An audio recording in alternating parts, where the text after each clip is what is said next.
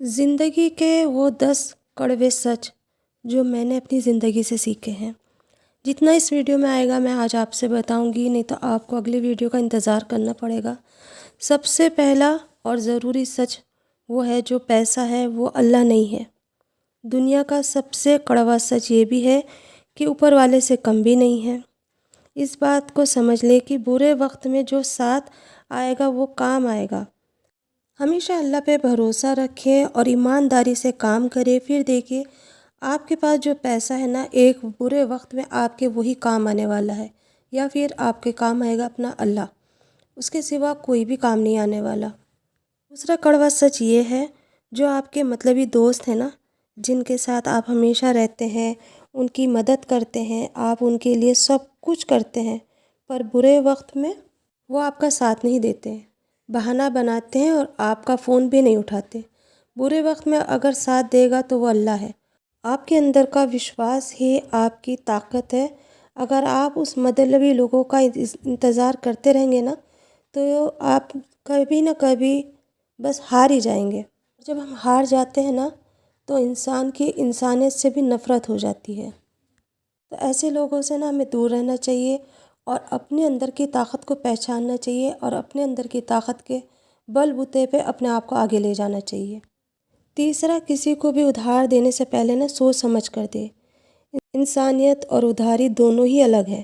میں نے اپنی زندگی میں یہ بیوقوفی کی ہے کہ اپنی ساری سیونگ زندگی بھر کی اٹھا کر ایموشنل ہو کر دے دی، اور مجھ سے کہا گیا کہ اتنے مہینے میں آپ کا پیسہ آ جائے گا، پر آج جب بھی کبھی میں فون کرتی ہوں نا، تو وہ میرا فون تک نہیں اٹھاتے۔ پہلے وہی لوگ مجھے کہا کرتے تھے آپ فون نہیں کرتی ہو، فون کرا کرو، اور آج وہ میرا فون نہیں اٹھاتے۔ اس کا مطلب یہ کہ میری پوری سیونگ، پوری زندگی کی کمائی میری ختم ہو گئی۔ تو ایسے رشتوں سے اور ایسے لوگوں سے ہمیشہ دور رہیں۔ زندگی میں ہم نا کسی نہ کسی کے پیچھے پیچھے بھاگتے ہیں، کسی دوسرے کو نہیں، تو ہم کیا کرتے ہیں، دوسروں کو فالو کرنے لگتے ہیں۔ انہیں فالو کرتے کرتے ہمیں اس بات کا پتہ ہی نہیں چلتا کہ ہم ان کی کمزوری کب بن گئی یا وہ ہماری کمزوری کب بن گئے۔ ان کے پیچھے بھاگنا چھوڑ دیں۔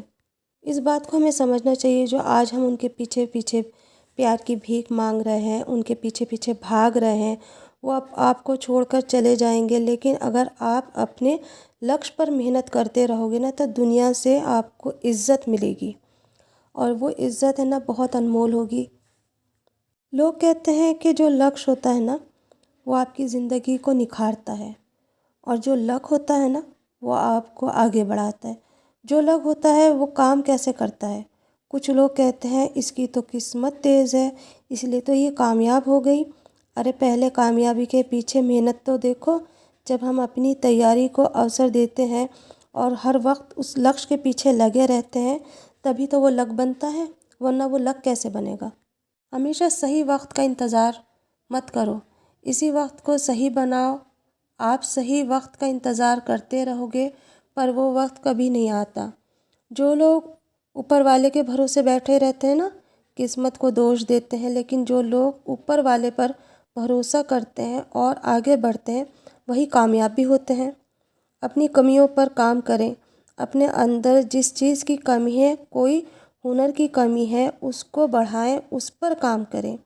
پھر دیکھو، اب وہی لوگ جو آج تک آپ کے اوپر طنز کستے ہیں، آپ کو برا بھلا کہتے ہیں ارے یہ تو کچھ نہیں کر پائے گی، اتنے سال سے لگی ہوئی ہے، کچھ نہیں کر پائے گی، پھر دیکھنا وہی آپ کی تعریف کریں گے۔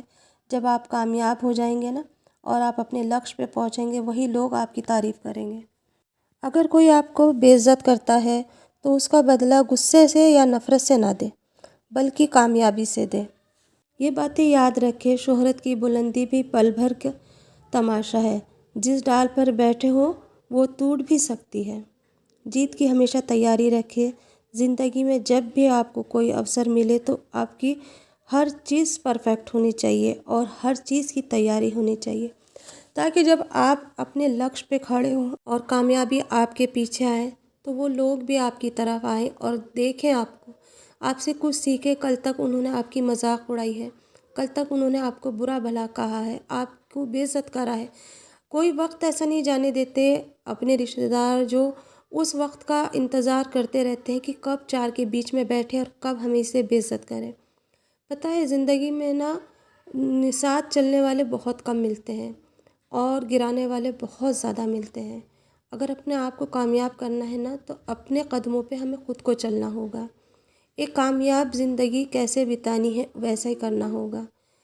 ہار جیت تو دنیا میں لگی رہتی ہے، اگر ہار کے ڈر سے ہم سارے کام چھوڑ دیں نا تو کامیاب تو ہم کبھی بھی نہیں ہوں گے۔